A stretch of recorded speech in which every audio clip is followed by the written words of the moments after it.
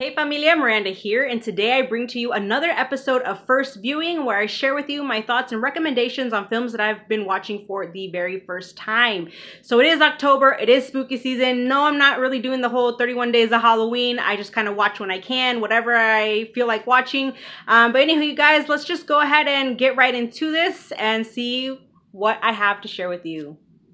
So starting off with the Blu-rays, I finally watched Scream 4. So earlier in the month, I revisited the first three Scream films, and I gotta say, after having not watched them for many, many years, it was quite an amazing experience. I really enjoyed revisiting them, so I went ahead and popped in Scream 4, which this one too, I absolutely love. Like, you really cannot go wrong with any of the Scream films. I probably will watch the, fifth one here before the month is over, but anywho, yeah, Scream 4, I really like the addition of Emma Roberts and Hayden Panettiere in this one.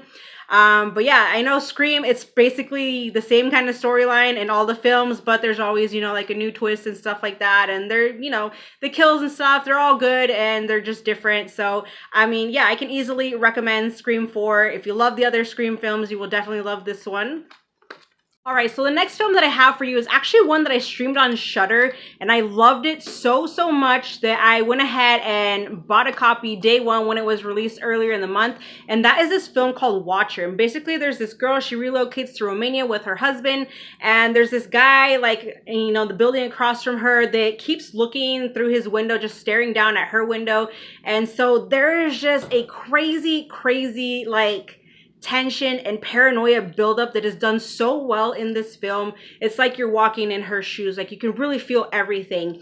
And it's just so unsettling, this film. And I just really loved it. Beautiful cinematography as well. I will say though, one thing that kind of annoyed me a little bit was that there's a lot of parts where they speak in Romanian and there's no subtitles, but at the same time, I kind of get it because, I mean, she's in this new country. She, doesn't know her way around. She doesn't know anybody. She doesn't speak the language, doesn't know what's going on around her. So I definitely think that was the point of, no subtitles for the Romanian speaking, for her and also for the viewer. But you guys, I cannot stress enough how much I love this film. I do believe this was actually a Shudder original. So again, if you don't have like a physical copy, don't want to pick it up, definitely you can stream it on Shudder. It's definitely one of the better ones that they've put out. But yeah, I highly recommend this one, you guys. It is so good. Next up is Cannibal Apocalypse. So this one actually wasn't as cheesy as I thought it was going to be, and I rather enjoyed this one. It's an okay film. Obviously cannibalism spread through a bite, which I feel like, being realistic, like if cannibalism was like a disease and it spread like rabies through a bite, like I definitely feel like that could totally be a thing, but yeah, that's pretty much what this is, you guys, is cannibalism, biting each other and it's spreading through the bite and whatnot, and just everybody becoming cannibals and stuff. So, there's a lot of blood and whatnot and stuff. So yeah, I definitely thought it was an okay film. So, feel free to check this one out. Okay, so I did finally watch Don't Breathe and Don't Breathe 2, and I enjoyed both of these. But I will say that I kind of find myself actually leaning more towards the second one. I mean, the whole concept of the blind man being just this total badass, it's good. But I did find myself liking the second one just a bit more. I feel like this one was a little bit more like action-packed, a better kind of like storyline and whatnot. And it was just kind of messed up in parts. Like, if you've seen this, you know, like about the girl and stuff like that. So yeah, but I enjoyed the heck out of these two films, so I can highly recommend these ones. Next up is Prevenge. You can see another Shudder original. I actually did enjoy this one. I had heard people say that they didn't really like it, but I thought it was good for what it is. It's definitely kind of a little bit trippy at times, just for the simple fact of, like, the voice of like the baby and whatnot. But this film kind of led you to believe something, and then towards the end, it's kind of like, oh, you're kind of thinking what she's thinking there towards the end and whatnot. But yeah, there was some pretty decent kills in here. Kind of an interesting storyline. But yeah, if you're kind of into this kind of thing, I know it's kind of hard since there's, baby involved, but yeah, I enjoyed it. So definitely check it out. Next, we have Malignant. So this was actually one that I meant to share in the last episode, but totally forgot to pull it. You guys, I freaking love this film, you guys. It is creepy as hell. There was some pretty good jump scares, but this is such a freaking unique storyline that honestly, I really didn't see it coming, you guys. I kind of had the whole mentality that everybody else did in the film. And so, yeah, this was very, very interesting. And I really love this. That Gabriel, oh my gosh, so creepy, especially when he really comes to life and everything. It's a whole nother story, you guys. But highly recommend Malignant if you haven't watched it. So good. Rent-A-Pal. This film was very, very interesting. It was not exactly what I was expecting it to be. And yeah, it was actually kind of rather disturbing. But it's kind of very unsettling as well. And the way the story builds up, it's just interesting. It's weird. It's a weird movie, you guys. That's all I can really say about this one. I did enjoy it though. It's just really, really weird. The whole concept of this film and this guy, he's just kind of creepy in a way. So yeah, it just kind of goes from one thing to like total craziness. So yeah, definitely I would recommend this one. Like I said, be aware, it is a bit weird. Moving on to the DVDs, so I did watch The Mothman Prophecies. This one was actually very interesting. I did enjoy this one, though I feel like, you know, in today's, like, you know, media, like, I don't think that this one would, like, hold up very well. But like I said, this is my first time watching it. I know it's a bit of an older film, 2002, I guess.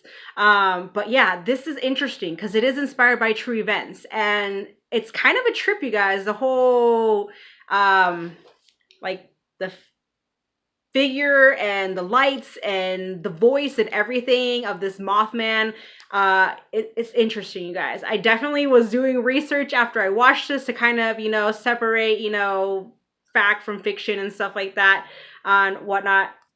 It's definitely scary to think about, like, the concept of this film, because supposedly, like I said, people have seen this Mothman not just in the city where most of the movie takes place, but, you know, like all throughout the country and whatnot. And so yeah, for it to be kind of, you know, predicting bad things that are going to happen, it's quite scary and quite unsettling. But yeah, definitely the Mothman, kind of creepy. But I did enjoy this one, you know, for what it is. So I do recommend this one. All right, so I finally did watch Wolf Creek and Wolf Creek 2. I'd heard good things on these, and yeah, I enjoyed these for what they are, you guys. These two kind of freaking scary since they are inspired by true events. Though I will say, this is another one too where I kind of find myself liking the second one more. The first one, it was all right, but it felt a little too easy and just not as exciting as this one. This one definitely I felt was a little bit more grotesque. You had like some more like torture to it and whatnot. And even like the soundtrack, you guys, like seriously, they played like the perfect music at the perfect moments and stuff. So yeah, but it's just a wild story, you guys, to just think that there's this killer out in the middle of nowhere hiding out, killing these like backpackers and stuff like that in Australia. It's just crazy. And there's a third one coming out next year, so I will definitely be interested in checking that one out. But yeah, I thought they were both good, but I did like the second one just a bit more. Next up, we have this film called Aura. I think that's how you want to pronounce it. I don't know. But anywho, this one, you guys, I really did not care for. There's a story there, but it just wasn't scary. Like, they did not focus on the scare factor for this film at all. You know, they tried to make it seem kind of creepy, but it just wasn't. So yeah, I really don't recommend this one. So the story's there. This had potential to be something good, but I think this was a missed opportunity. And last but not least, we have this film here called Insanitarium. You guys, I enjoyed the heck out of this film. I thought it was fun. There is just a crazy amount of blood in this, you guys, and it was just pretty insane. I dig the storyline and stuff, and yeah, I thought Jesse Metcalfe was actually really good in this. It was kind of interesting to see him in a horror film, but yeah, this is kind of just super like psycho crazy cannibalism and stuff like that, and just like, you know, like scientific experiments and stuff. So it's a wild one, and you definitely have to have the stomach for some of the things that they show in this film.